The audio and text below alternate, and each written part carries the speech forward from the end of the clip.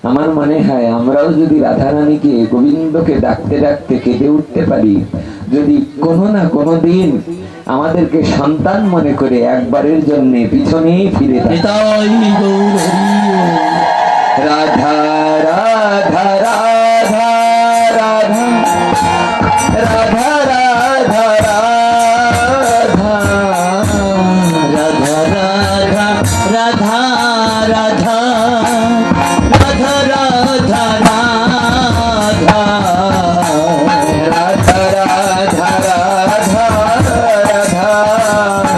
রাধা রাধা রাধা রাধা রে রাধা রাধা রাধা রাধা রাধা রাধা রাধা রাধা রাধা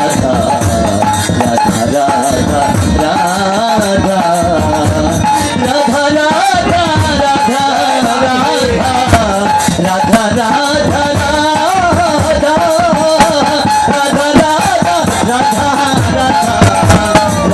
রাধা রাধা রাধা রাধা রাধা রাধা রাধা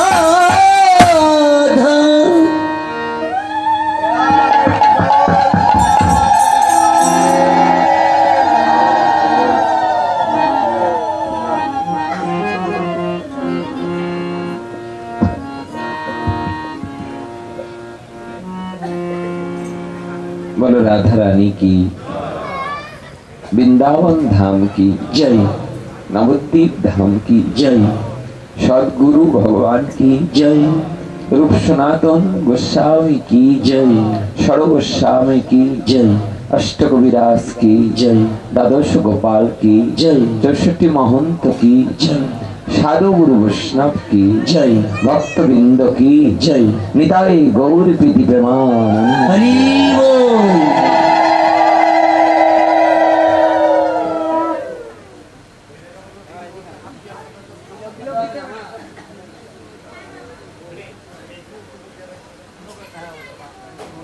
সকলের শ্রীচরণে রাতুল রাঙা চরণে এই দিনতি দিনের কোটি কোটি দণ্ডবত প্রণাম প্রণতি নিবেদন করে আজকের মঙ্গলাচরণের মধ্য দিয়ে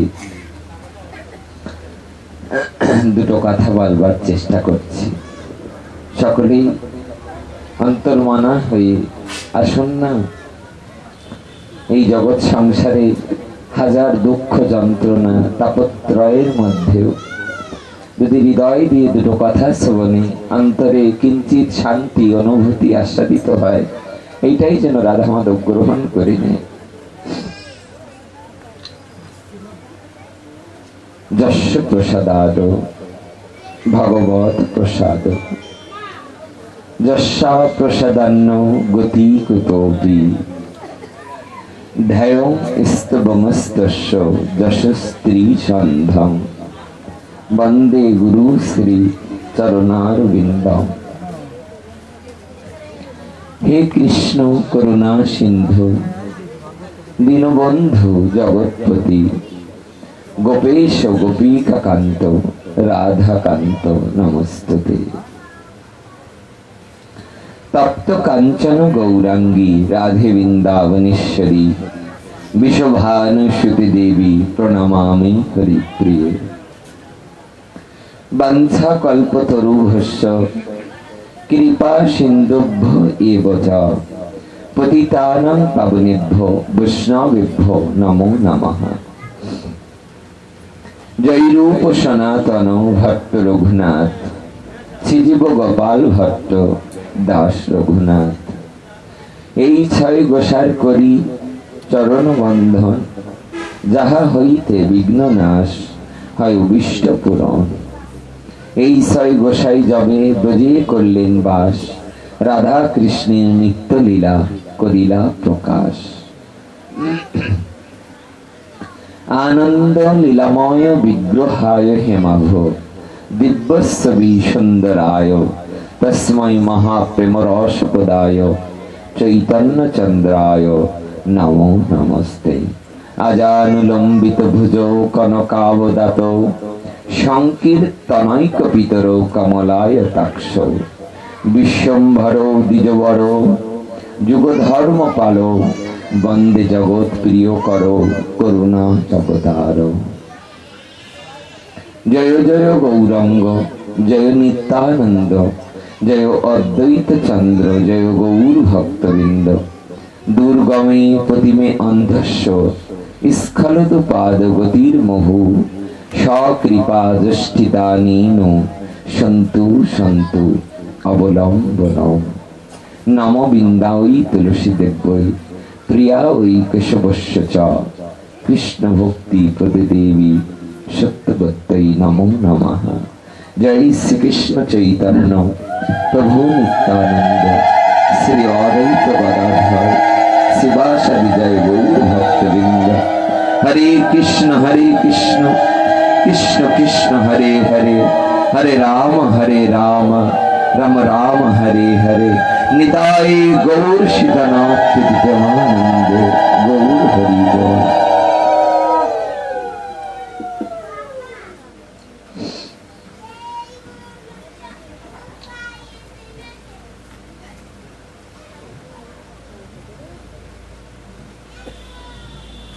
এমন ভাগ্য কজনার হয়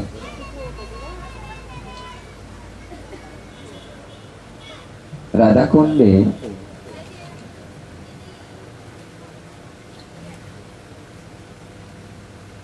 আমাদের প্রভুপাদ প্রাণগোপাল গোস্বামীপাদের একজন শিষ্য ছিলেন।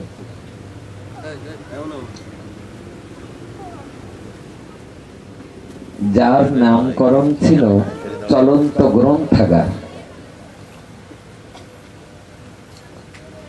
পৃথিবীতে যেমন বিশ্বকবি একজনের নামের আগে লাগানো হয়, কি নাম? রবীন্দ্রনাথ ঠাকুর। অনুরূপ ওনার নামের আগে লাগানো যে বিশেষণ প্রভুপাদ প্রাণগোপাল গোস্বামী ভাগবত সম্রাট, ওনার কাছ থেকে আশ্রয় গ্রহণ করেছিলেন আমাদের দীনশরণ দাস বাবা বৃন্দাবনে। কে না জানে ওনার কথা। কথাটা এই জন্য বলে শুরু করছি, আমাদের মনটা যদি এরকম হতো, বহুদিন পরে কথাটা উঠলো পাঠে, 2-6 মাস পরে, কথাটা ভালো লাগবে আপনাদের।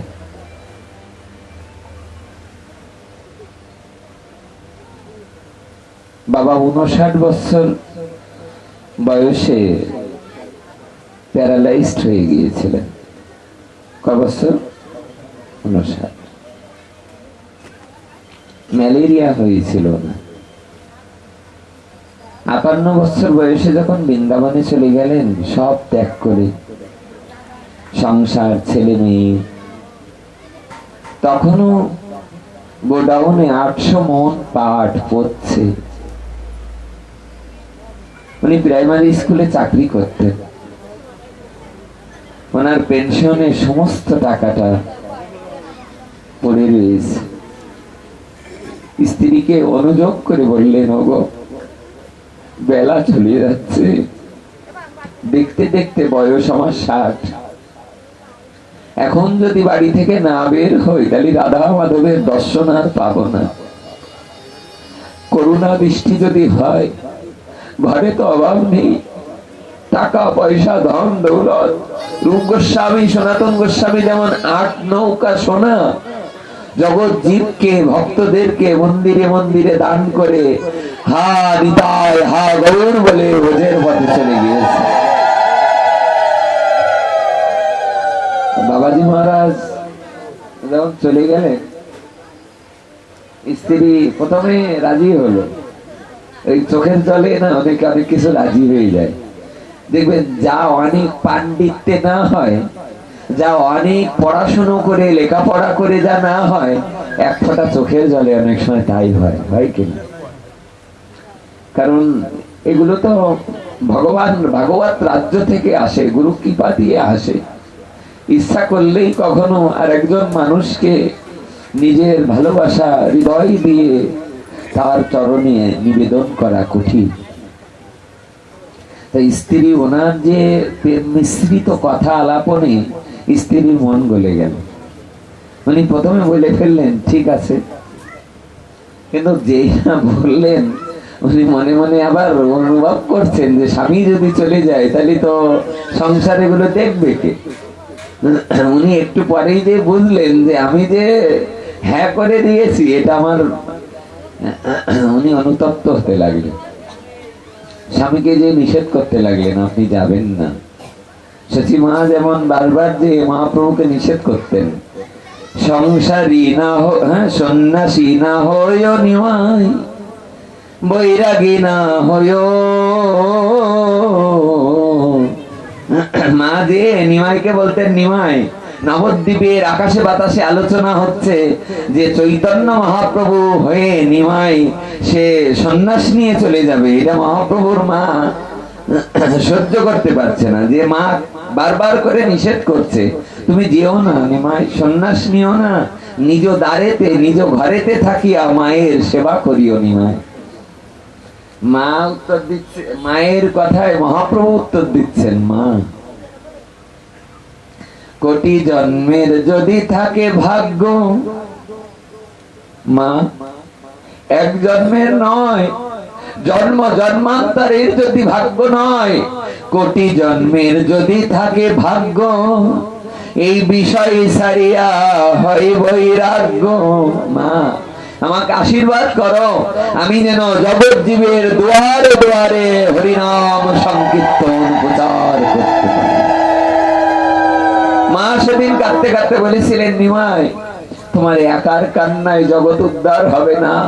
বিষ্ণুপ্রিয়া ঘরে বসে বসে কাঁদুক, আমি বারান্দায় বসে উঠানে বসে গ্রামে গ্রামে কাঁদি, আর তুমি সারা পৃথিবীতে কেঁদে বেড়াও। তবে না মানুষের কল্যাণ, তবে না ভক্তদের হৃদয়ে অনুভূতি।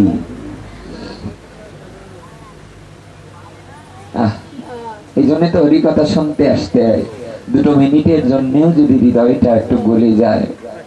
গুরুদেব বলতেন, উনি যখন ভোগ আরতি গাওয়াতেন আমাদের সুবল দাদাজিকে দিয়ে, 108 মহন্ত শ্যাম সুন্দর বাবা, আমি কত জায়গায় দেখেছি কীর্তন করতে করতে কি কান্না। যেই মাত্র বলতেন তোমার নামে নাকি তুমি আছো প্রভু, আমি তো কিছুই জানি না, শুধু গুরু মুখে শুনেছি যে তোমার নাম করলে নাকি পাথর পর্যন্ত ভাসে। তেমনি আমরাও ভক্তদের চরণ ধুলির কৃপায় সকলের চরণে আশীর্বাদ চাইব। এই হে ভক্তগণ আমাদের আশীর্বাদ করুন, আমরাও নাম করলে যেন রাধা মাধবের করুণা